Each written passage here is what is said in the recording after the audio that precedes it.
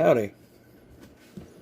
Alright, so today I'm going to be doing a Katsu curry. Sort of, not even close. I saw the June's Kitchen video that he did with the Katsu curry, and I decided, I'd try it. Of course, I don't have access to the same ingredients, him living in Japan, but I do have this stuff that I can buy at the Walmart where I live, and it's so good. Really, really good. That's our curry mix. Instead of chicken, I'm going to be doing pork. I know that usually it's done with pork, but I much prefer chicken most of the time. And for vegetables, we got green onions, bell pepper, which I'm going to do raw on top of the curry, just so it gives it a nice little fresh flavor and a little bit of textural crunch. We got some carrots, and yeah, let's get to dicing. All right, so I'm gonna go ahead with our green onions. Put those in a bunch and sort of cut those weird-looking root thingies off. I'm gonna keep the bulbs. Oh Lord, yeah, it's been a while since I've used green onions, I'm gonna be honest. So, I figured they'd, because I don't like, I like onions, I just don't necessarily like the texture all too much, honestly. Regular onions. And so, I like the flavor and the texture much more of a green onion. It's got less of a strong taste and more of a mild sort of, I don't know how to describe it. So, root end, bulb end, whatever you want to call it, we are going to use to saute and put into the curry. Let me rinse these off.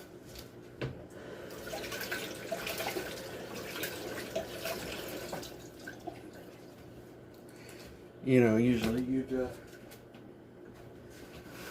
use some, what's it called? I'm having a stroke. Just a second. Usually you'd use them, I'm going to dry these off.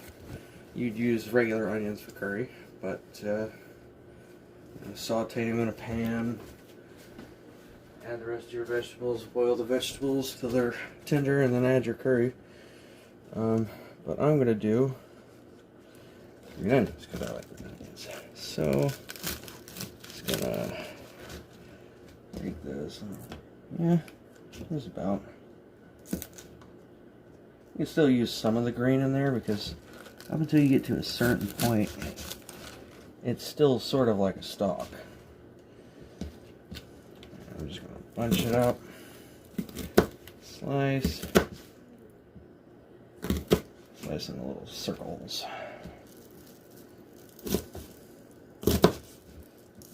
I am by no means a professional cook or a professional chef, but we're doing our best out here.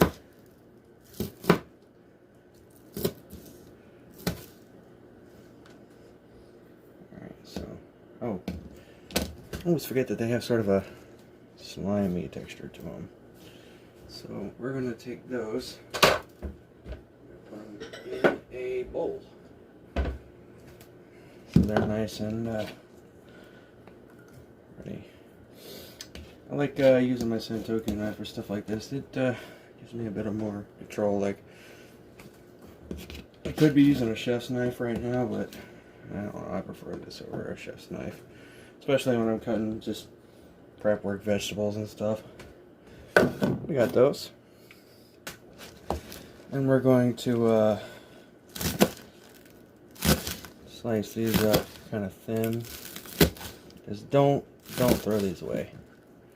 These are great as a garnish, or great on top because it adds a nice bit of freshness, vegetal notes. And I usually, once I'm done with most of them, I freeze them in the freezer and you know, use whatever I got left occasionally. I'll throw the rest of this out because I don't really need all that much. We're gonna put these in a little plastic bag. Put them in the fridge.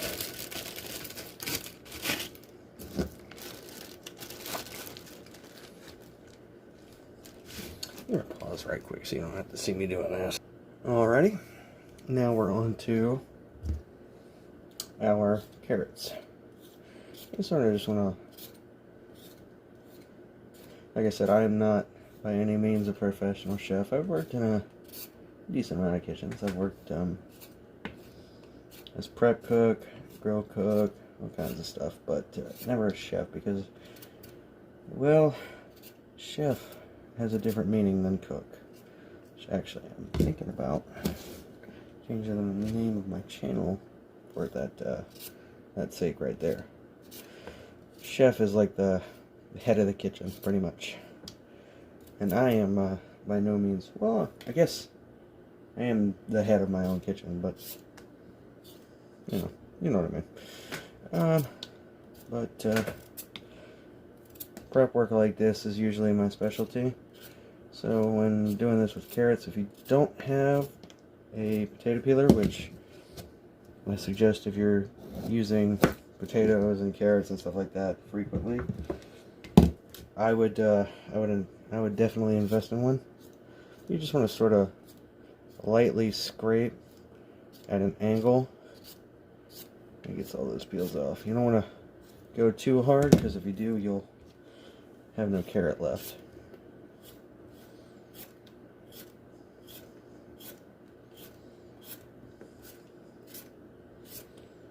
Very pointy carrot. I'm not the best at it myself, as you can see. I could be a bit better, but I'm learning. Alright.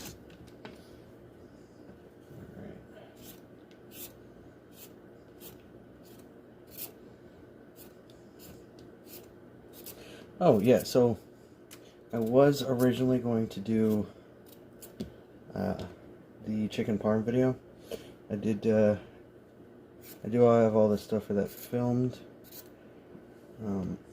but the only issue is I find myself wanting to do a new format, and with that means that the way I recorded that video is in a different format, and I can either do the same thing for that video that I did with the other ones, or I can try and record voice over it. But for today, we're just gonna do this format and make some katsu curry. Alright.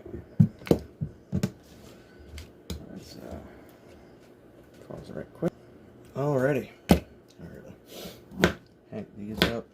I don't want too big of pieces. You just want them to be like, if you need more carrots, you can use more carrots. I don't actually honestly even know if this is enough. I bought a whole bag, so this is more or less just for instructional purposes to show you how to peel and cut. But you know, if you're watching this, I assume you probably already know. But yeah, I'm definitely gonna need more, so I'm gonna do that. Don't try this at home because what I'm doing, this technique is dangerous. I just find myself being more comfortable cutting it that way, so.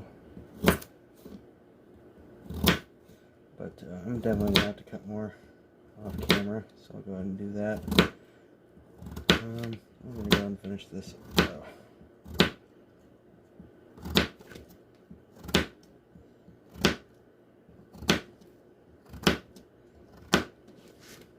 Oh yeah, for sure. So the dropping the carrots and they turn into chop didn't work. I'm not good at my movie magic yet. Alright, actually, so I'm going to go ahead and put, I think that's enough carrots because I'm only making 3 pork chops. Oh, not a lot, so. And I've only got 1 package of curries, so. I'm not feeding an army. Let's not drop the carrots on the floor anymore.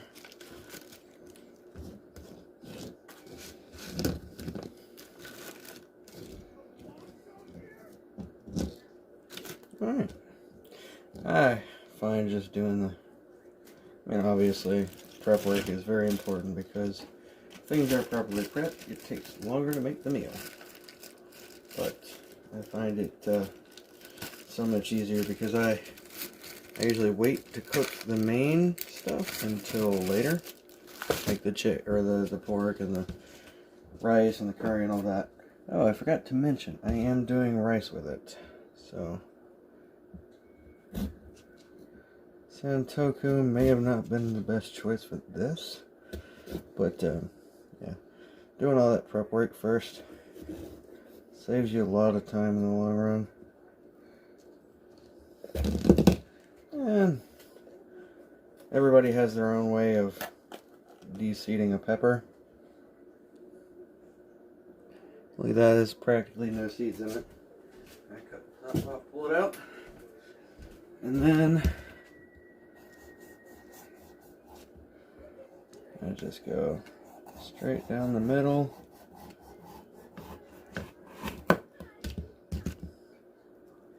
In half. If your knife's sharp enough, it's not going to catch much when you're cutting the pepper. I'll go ahead and just... And I don't know if this is like a usual thing that people... I know that they use peppers in curry sometimes, but I thought, why not red pepper? Because it's going to give it a nice contrast, especially with the orange from the carrots, and then we got the green from the green onions and chives. Well, green parts of the green onion, they're going to be on top. And give my piss poor knife skills. I make people nervous when I use a knife, so hopefully I make you nervous too.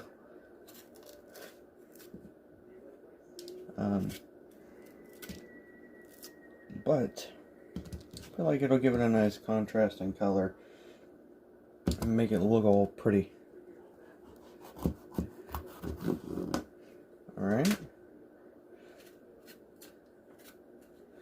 And for this we could dice it, but I feel like it's going to be a heck of a lot better if I just take it and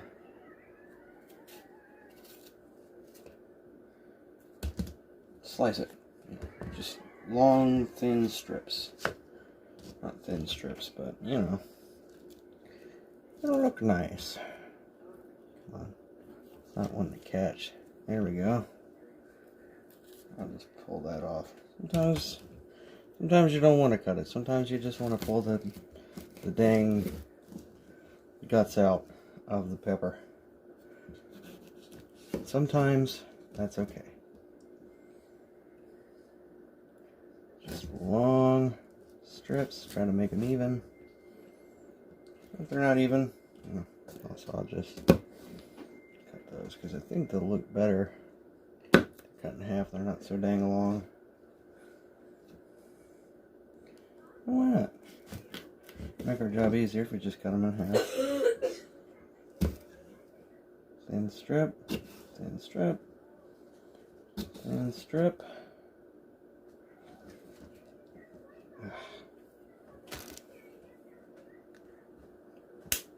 Alright, so now we have our bell peppers cut up.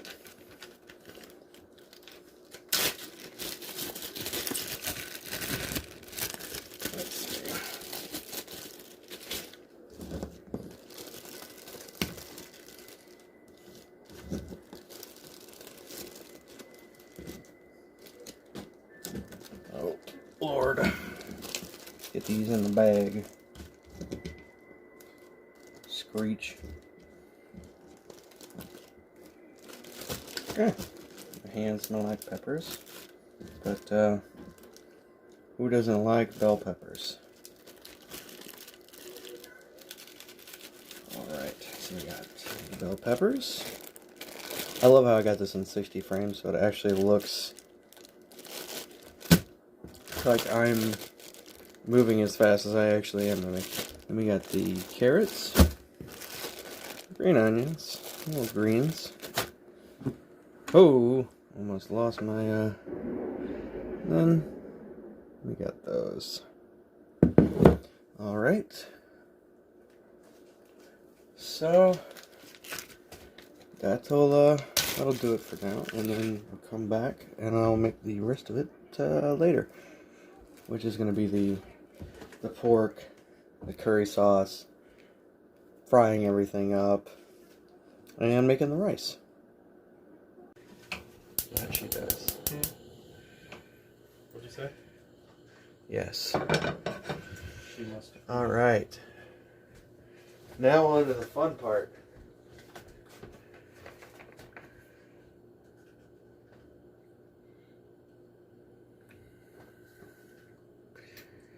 I'm gonna put a little bit of oil in there.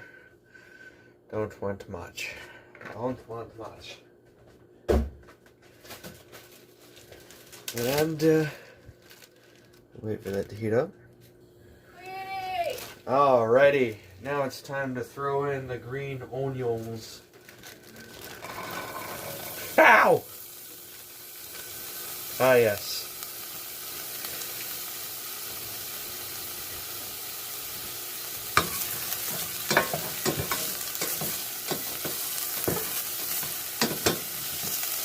Goes up, get some nice color on him.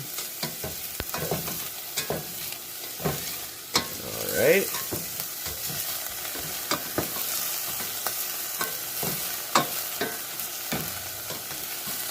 Getting nice and fragrant. And because I've decided we have enough peppers, I'm just going to go ahead and throw some in with this. There's some in the curry itself, and some that I can use without, or on top, rather.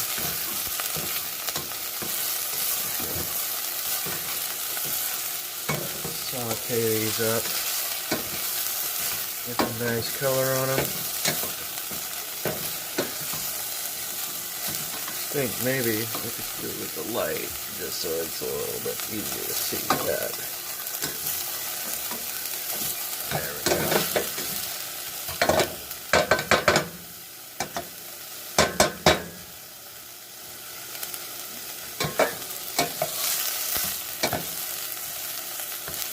They're starting to burn up.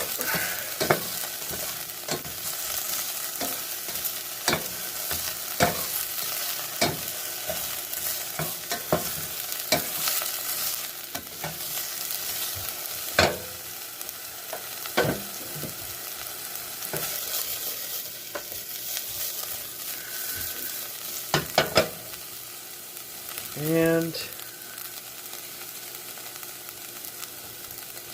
say those are ready for let's see, much water for this.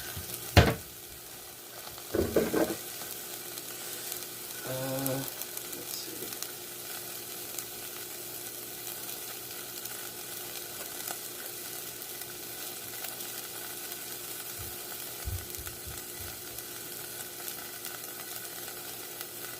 Go 4 cups.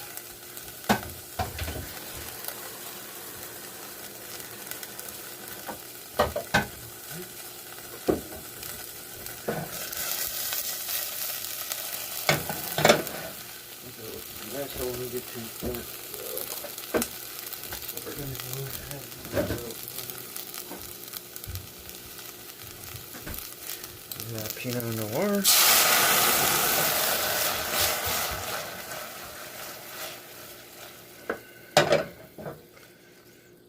Glaze. Alright.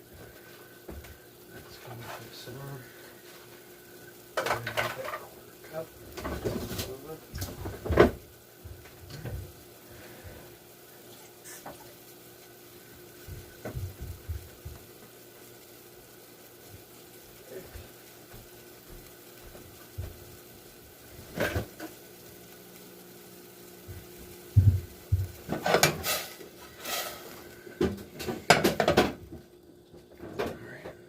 Should have cooked out all the alcohol by now.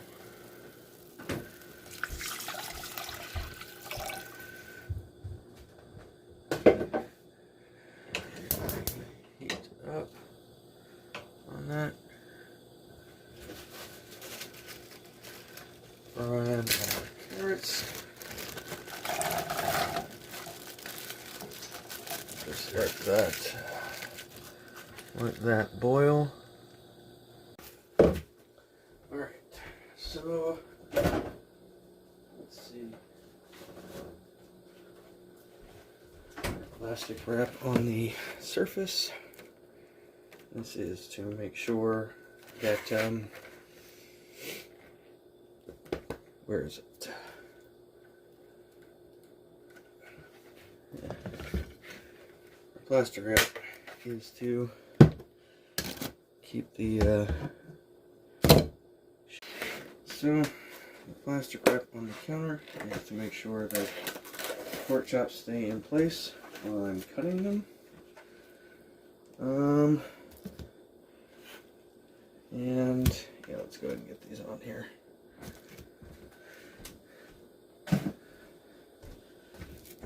What we're gonna do is we're gonna flip this like this.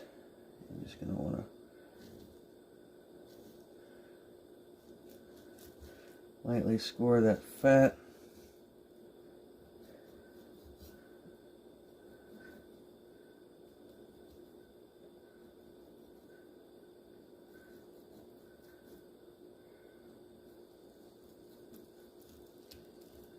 Okay, so that one right there.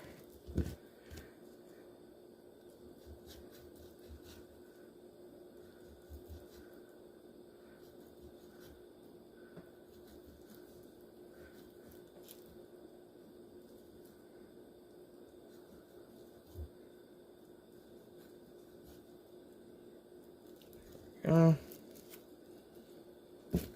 trim a little bit of this. And then lightly score it.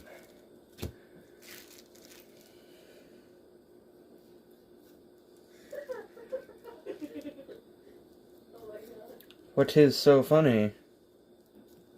What would you like to know, Letter Boy? I would like to know. Feather Boy.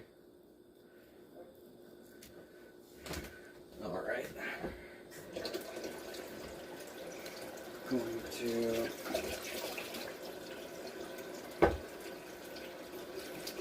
I'm going to give you a fair warning, it's going to get loud.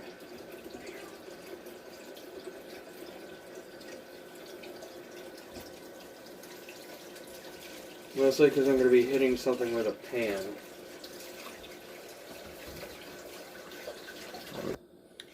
Alright, so I got plastic wrap draped over it. Now, it's the moment we've all been waiting for.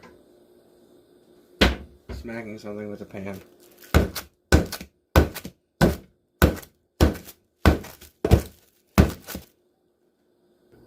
Alright, so right now we are just letting those vegetables boil, and the carrots, so that they can finish cooking. And we're going to go ahead and bread the pork chops. First, gotta get some oil going. I'm gonna put that on medium heat. Got that going. We can go ahead and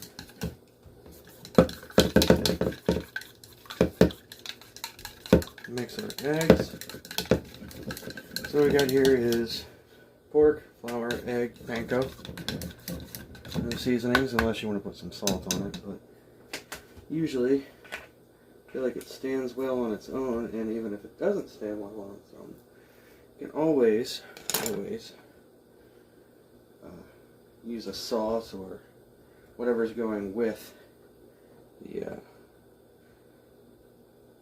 Katsu to sort of flavor it. Sort of a delivery system, more or less. Then we dip that in the flour, get it a good coat on that side, good coat on this side, and then right into the panko. I like to just drape it over top, sort of push it in, flip it over, drape it over the top, sort of push it in.